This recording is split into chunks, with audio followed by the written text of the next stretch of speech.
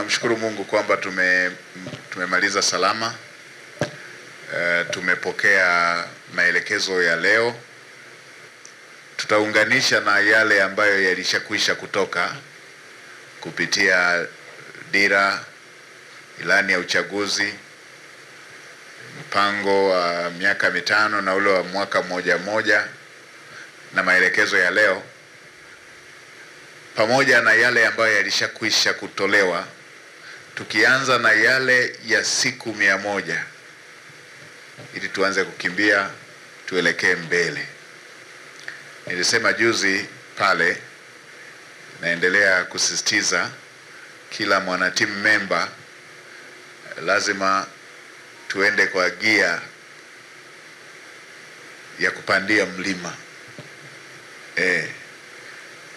ya kukatisha kwenye mawingu, ya kukatisha kwenye mawimbi ya bahari. Lazima tuwafikie Watanzania kule waliko. Sasa kwa sababu ukinyumbulisha majukumu yaliyoko kwenye ofisi yetu, tunatakiwa tuziratibu sekta zote.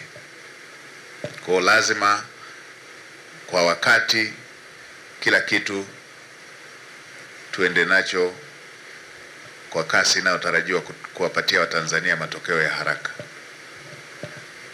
Nimeshaongea na katibu mkuu, amenihakikishia jinsi tulivyo na timu bora ya watumishi ndani ya ofisi ya waziri mkuu, na kwa kweli ukiangalia kazi ambazo zimefanyika katika kipindi kilichopita, inashuhudia kwamba tuna timu iliyo bora ya watumishi ndani ya ofisi ya waziri mkuu.